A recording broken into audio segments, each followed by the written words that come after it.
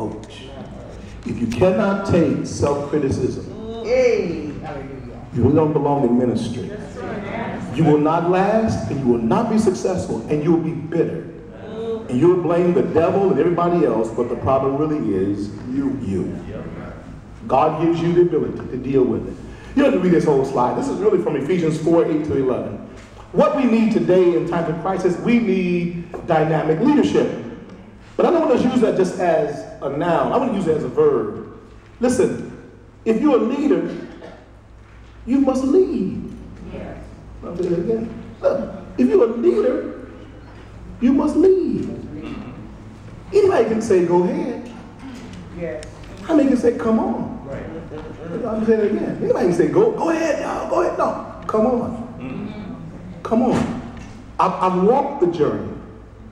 I've made the commitment because the church can only thrive where there's God-given leadership that is, in fact, in tune with the times. Somebody has to understand the calling and the character and the commitment of the leadership.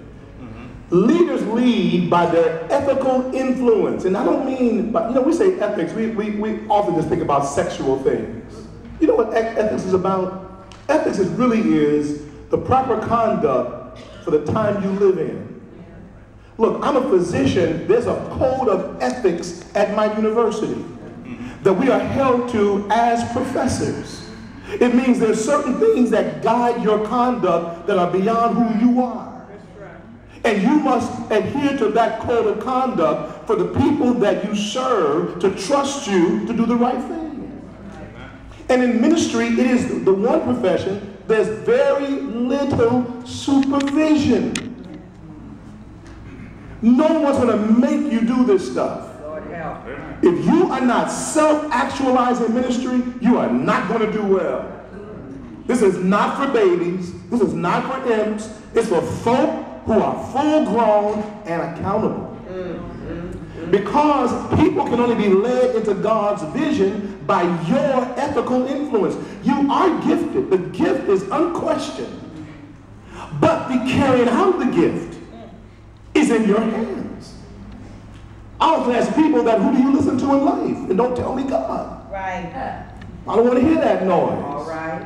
We all listen to God. That's not the question. That's right.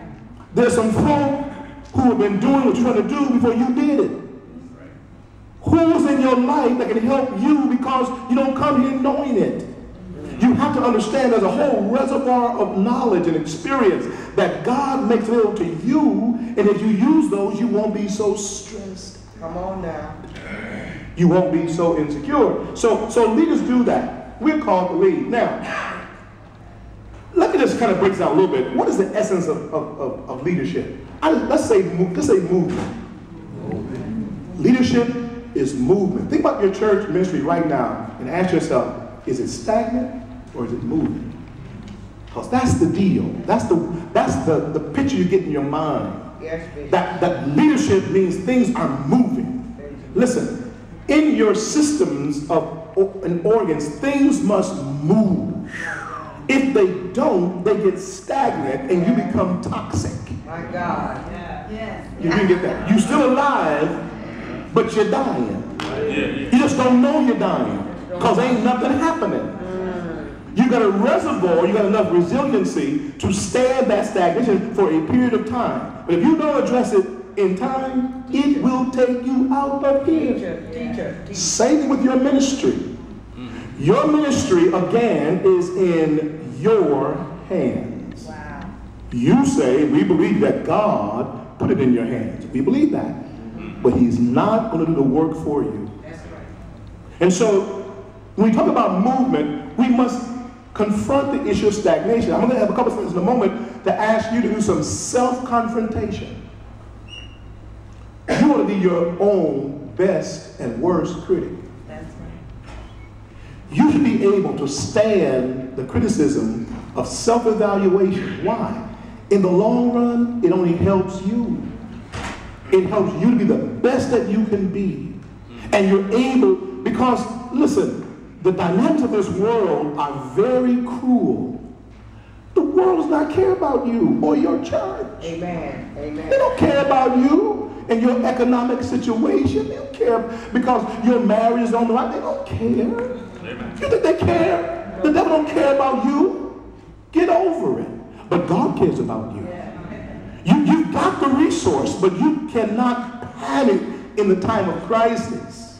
You've got to know some principles and some standards that will allow you to be able to thrive in the midst of a crazy world. Your church becomes an oasis, it becomes a ministry of help that folk want to be there because they know they're going to get some help there. Folk are looking for something that they cannot find, as I said to you a little bit ago, at Google. Right. No, you're the one who's going to help them with their life story. You're the one who's going to help them be delivered. You're the one. But you have to be in a situation where you yourself have put yourself under control. Let me go back. Somebody said this about where we're going and said, are we preserving the past?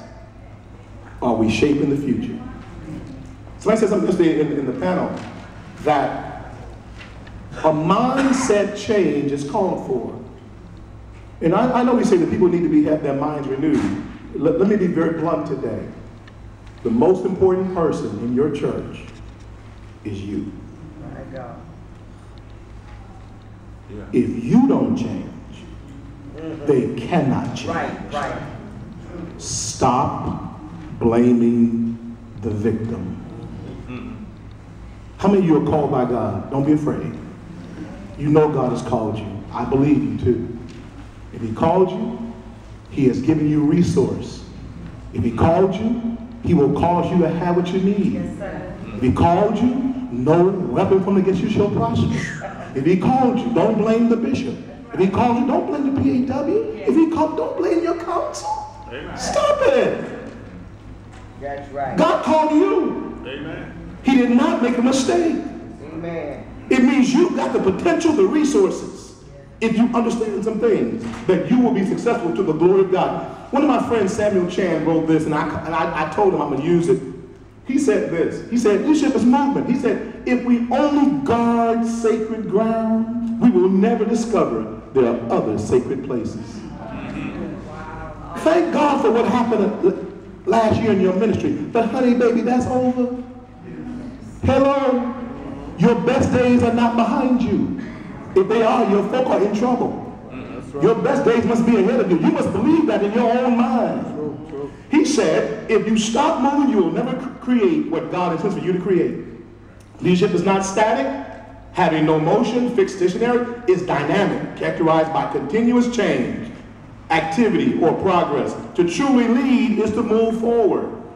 If you wait on the consensus, you will die waiting. Listen, vision does not mean everybody sees it. That's why it's vision. Right. By the time everybody sees it, it's no longer vision. Right. It's past. It's over. It's has been. I thought you were the leader. Amen. So you cannot blame the conditions around you. You have little control over your economic, the things around you. You can't control that. You don't need to. But if you tap into what God has given you, you will cause your enemies to be at peace with you. You will cause folk that don't like you to help you and won't know why they're helping you, but they will help you. I'm a witness. They will help you. They will do stuff that's stupid to help you. Because God really is in charge. You can move forward. Somebody said this, for years we've upheld our church traditions and our old ways of doing things. And yes, our traditions have given the strong foundation on which we stand. Now, however, our charge is to be obedient to the Lord in carrying out his will in a new day, in a new time. It requires us to be equipped mentally, physically, and spiritually. I guarantee you, most of you here believe in a holistic gospel. And one of the things that I'm looking at right now, because I just turned 64, I just said to myself, you know what? You need to work on your physical. I said that to myself. And I said, in 2014, I'm going to get in the best shape I've ever been in my life. Okay. You know why? I want to be ready to meet the challenge that I believe God has for me. See, I believe that there's still things God has for me to do.